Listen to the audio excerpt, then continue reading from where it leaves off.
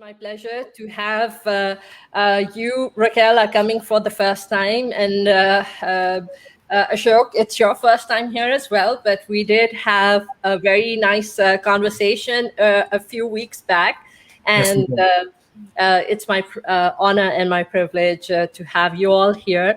And we just hope that we join efforts and we touch lives in whatever way we can and wherever we can.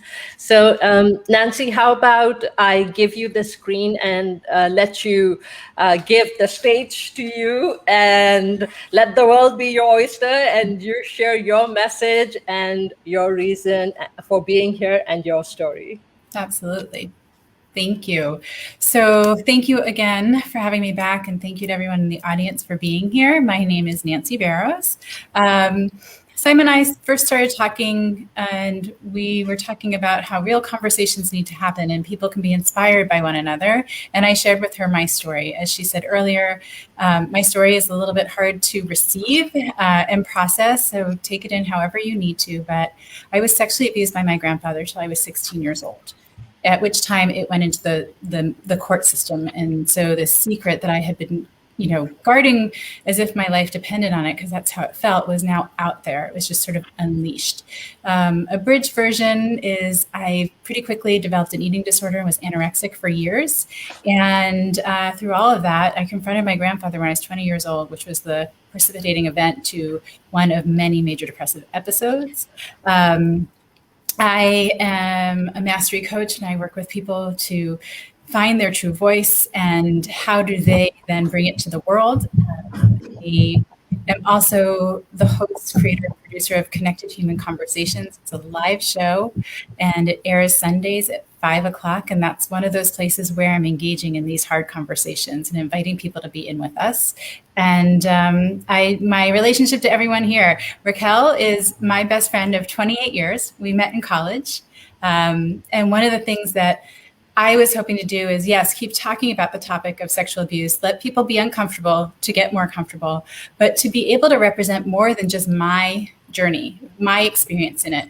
And so Raquel, being a dear friend who sort of went along the journey with me, I wanted to ask her to share some of her perspective. And then Ashok, who is just amazing. He's a psychiatrist and has this wealth of knowledge and this incredible way of explaining things that makes it so relatable and available.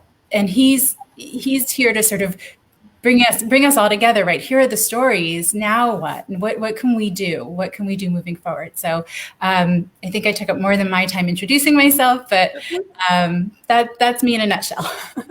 That's okay. We are in no rush, and we are here to, change lives. And you have your cat there, wanting to participate as well. It's not a show if she doesn't show up. It's just absolutely. Yeah. And Raquel, how about, since you are the best friend for 28 years, and you have been a part of Nancy's journey, and you've seen her metamorphosis and watched her go from the initial phase of everything that she's experienced, opening up and being there for her. So how about we let you come on next and share, and like Nancy said, we'll bring Ashok at the end so he can piece everything together from an empathetic perspective. So here goes. Well, thank you. First of all, I have to publicly apologize because I was supposed to be on the first show as a support for Nancy, and unfortunately could not make it. So thank you for allowing me to have a second chance to come back. So for me, it's interesting because Nancy and I met in college. We were sorority sisters. And the funny thing, and she likes to talk about this, is that I was very intimidated by her when I first met her. She was pretty tough. And just the way she dressed and the way she carried herself, I was intimidated by it. So we didn't really click or really connect right away. It wasn't until as we were in the same pledge class at her sorority house that we really got to know each other. And then I saw this side of her that, she didn't really show to others. And as we became better friends, to be honest, I don't remember when she opened up to me about her sexual abuse. I think because by the time that she told me or shared it with me, and I don't mean this it might sound harsh, but it didn't matter to me, if that makes sense. It was something that, okay, that's part of her story. That's something that she's experienced. But at the same time, I didn't want to be someone that was like, oh, tell me details, or, oh my gosh, I'm so shocked. Like, if anything, really, I already cared for her so much and I already loved her that I wanted to show up in the way that she wanted me to. So I kind of allowed her to, divulge whatever she wanted with me. And to this day, I really don't know many details, and I don't ask. And unless she says something, she'll open up to me. But because for me, that part of Nancy is just a small piece of Nancy. I mean, I've known her for 28 years. We've gone through everything together. So when I told her that she should get on LinkedIn, I wanted her to be on this platform because I knew that she was going to get the support and the community to embrace her when she was ready to publicly share all of this, because I knew that she wanted to eventually share it, that she wanted to be an advocate, that she wanted to share her story to help others and break the stigma, because there is taboo around the subject. And so I thought, okay, this is going to be great. And what did surprise me is how quickly everybody embraced her and really, listened to her story and supported her. And it's incredible, the people that have really surrounded her. And I'm just really proud of her. But sometimes it's hard for me too, because she came out on LinkedIn and shared her story pretty quickly. And so people tend to like to label others and like to put them in a box. And so I'm very protective of my best friend, and being very protective of her means that I don't want people just to see that part of her. I don't want her to be labeled as a sexual abuse victim, because she's so much more. When we're together, that has nothing to do with our friendship.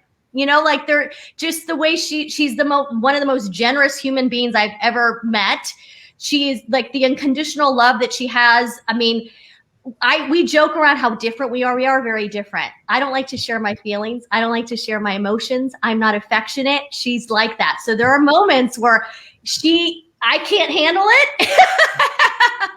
And it's okay, because we are so open with each other and so honest that I'm able to be like, hey, you know what? I don't feel comfortable right now with all of this, feely stuff.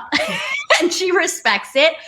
But that's kind of the beauty of it, is that we accept each other, we love each other. And so for me, I love that she is able to do more projects like with Brian, where she's showing a different side of her. Because that was one thing that I was a little bit fearful for her, is that she was going to be labeled as a victim, as someone that experienced that. And for me, I didn't want her to have to relive. Also, we have another best friend, Courtney, who she and I had a conversation, and Nancy doesn't know this, but we had a conversation one day because we were concerned about her, because she was sharing so openly on LinkedIn, and that's all that everybody wanted to hear, her story.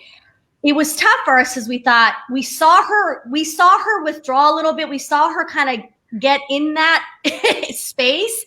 And for us, it was hard, because we felt that because she kept sharing her story, she was in it, right? And so that's where it was a little tough for us as friends to see that. And so that's why I keep telling Nancy, like, don't stop talking about it, but share with the world all the other amazing things about yourself, right? So yeah, I get protective. You said something great, Raquel. You said that being there for Nancy the way Nancy needed for you to be there. Yes. And that's very powerful right there, because most of us try to be there for others based on our own ability to give, versus giving to someone else based on what their need might be. Right. And I don't know if that was a conscious thing but I don't know. I guess I'm very intuitive too, and very perceptive. And for whatever reason, I always felt that that's how she needed me, was in her own way. I will say 2 of the greatest gifts that Raquel has given me in our friendship over the years was, 1, the fact that nothing changed when I disclosed to her. Because as someone who has the secret, there's always this piece, not anymore, but at the time, I mean, it was in my 20s. I confronted my grandfather when I was 20. So this was really close. I think I was 19, 20 when I met you. The fact that she didn't see me any differently, that nothing shifted, that she still loved me, wasn't disgusted by me, wasn't, nothing changed, was a huge gift, because I was always worried when people would find this out, what would they think of me? Kind of feeling that was definitely there. And the other piece is, yeah, she just shows up. She allows whatever the space I need it to be. And it's been everything from, while in college, running in the rain and getting soaking wet, to, I mean, anything I needed to, that glass of wine together, or even during the pandemic, just staying on a Zoom with me, right? While I'm just knowing she's there. And I do know that there's concern that if you keep telling your story, you're going to be in it. And that's not necessarily the greatest thing. But for me, the harder part was the response it got was overwhelming. And my feeling of want to be there for people and respond to people, because that's who I am, became overwhelming. And I wasn't prepared for it. I was not prepared for people to respond the way they did, in the numbers, in the depth, in the consistency. I had no idea what sharing my story really meant. So that piece of just being there and showing up, those are two huge gifts. So what I'm about to say, probably Ashok will be able to shed a whole because he is a psychiatrist, so from a medical perspective, or from a different perspective. But we have all these words in our head, because you use the word disgusting, and I have to tell you that when I met you, and when you came on my show, my feelings towards you were of courage, of strength. So sometimes, we have all these words in our own head, because it's based on, how we are perceiving that the world will perceive us, but that's not the truth. And I look at you as a very strong and courageous woman, to have that ability in you to be able to find, because you have to do this in order to